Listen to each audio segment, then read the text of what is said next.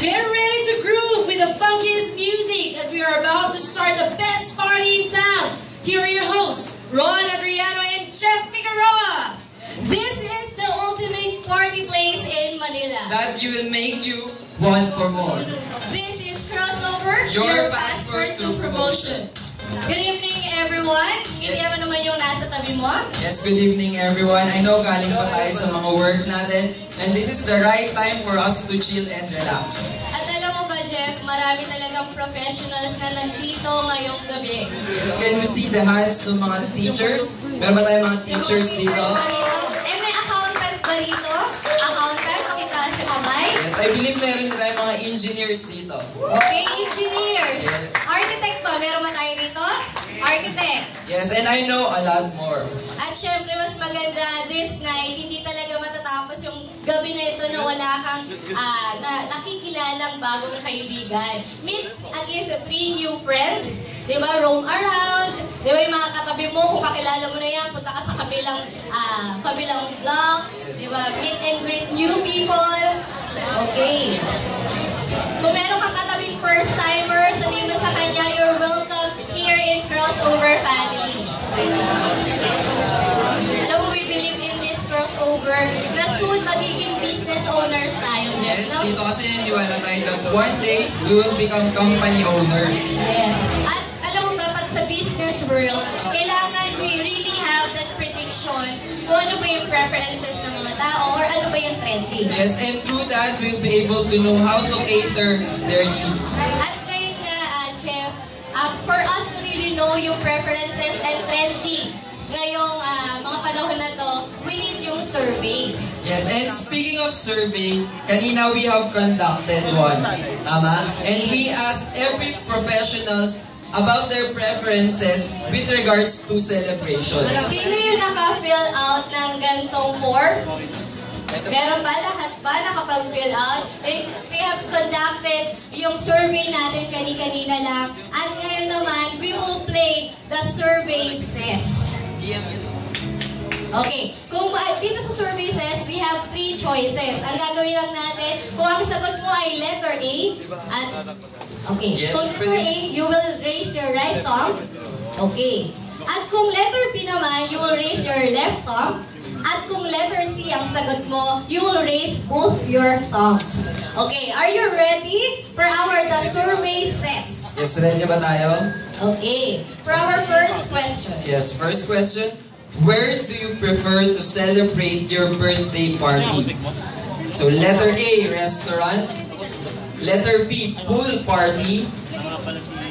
And letter C, theme parks. Okay. 1, 2, 3, go! Go! What's your answer? Ano ba yung nape-predict mo? Ano ba? Restaurant party ba? Pool party? Or theme park party ang magwawagi for this question?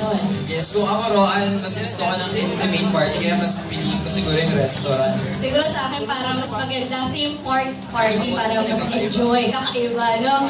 Okay, let's reveal the answer. And the correct answer with 58% is restaurant. So, Okay. sino yung mga nakataas yung right thumb? Okay, right thumb, sila yung mag-i-stay for our game. And for this, the survey says, honesty is the only policy. And let's proceed to our next question. Which motive do you prefer for an acquaintance night? Is it letter A, masquerade party? Letter B, red carpet party? Or letter C, cosplay party? 1, 2, 3, go! Kung right ang itataas mo, you choose yung A, no? For the left thumb, letter B, and kung both thumbs naman ang itataas mo, it's for letter C. Okay. Before natin i-reveal ang ating survey at kung ano yung tamang sagot, sige nga, sino yung nag-right thumb? Right thumb. Sino yung nag-left thumb? May nag-both thumbs ba dito? Okay, let's reveal the answer. Okay, our answer is red carpet, garnering 57%. Ibig sabihin, marami talaga dito sa ating audience yung gustong-gusto nila, red carpet party ang gusto kong motive ng acquaintance night. Yes, for those na nag-raise ng kanyang left thumb, sila yung mag-proceed sa ating next question. And our next question is, which cuisine you'd like to serve for your company anniversary? Yan. Letter A, Asian. Letter B, Western. And letter C, Mediterranean. 1, 2, 3, go! Okay, tingnan natin. Ano ba yung preferred food nila? Asian ba? Western? Or Mediterranean? Okay, magtanong nga tayo. Okay, ba lang ako din. Para magtanong for sino ba yung kasama pa sa ating third question at kung ano yung sagot niya? Okay. Anong cuisine yung pinili mo? Sa tingin mo, ito yung pinili rin ng audience. Asian po. Asian nga ba? Let's reveal the answer. Asian cuisine with 83%. So most of our professionals prefer Asian cuisine. Okay, sino yung nag-Asian cuisine dito? Pwede bang tumayo lahat Yes. na nakatama for the 3 questions? For you will be the one yung pwede mag-advance sa ating 4th and final round. So Roan, meron na tayong tatlo. Can we ask them to go forward? Okay, Yes, dito tayo sa stage. Yung last na 3, then standing natin for our the survey says. Okay, punta na tayo dito sa unahan. Okay, palakpakan naman natin ang ating mga 4th and final round contestants. What's your name and from what company? Angie po, MMPI. Okay, palakpakan naman natin si Angie. Okay, your name and from what company? Ivan John from ISNBC. Okay, palakpakan naman natin si Ivan. Okay, and our last contestant, what's your name and from what company? Prayer Australia po, Jennifer. Okay, palakpakan naman natin si Mary Grace. And ngayon, Roan, for our final question. Okay. So ready na ba kayo? Madaling-madali lang to, pero tingnan natin kung sino yung magbawag isa nilang tatlo. So for our 4th question, which type of wedding do you prefer? So yan, sapang wedding. Masyado marami masaya. Okay, is it letter A, beach wedding? Letter B, garden wedding? Or letter C, 5-star hotel wedding? Okay, paalalahanan lang natin sila. For letter A, thumbs up for the, right thumbs up. And for letter B, left thumbs up. And for letter C, both your thumbs, itataas lang din natin. Ready na ba ang ating final contestants? O, cheer naman natin sila, baka kinakabahan, no? Okay, in 3, 2, 1, go! Tingnan natin. Okay. Pwede pa tayo magpalit, no? Binibigyan namin kayo ng 3 seconds para magpalit ang iyong mga sagot. Ang gusto talaga nila, beach wedding eh. Wow, beach wedding. Garden wedding. Garden wedding sila. Sige, ganito na lang. Tingnan natin kung sino yung unang-unang magtataas ng kanyang thumb. Siya muna yung unang pwedeng sumagot. Okay. In 3, 2, 1, go! Okay, tingnan natin ang ating contestant number 3.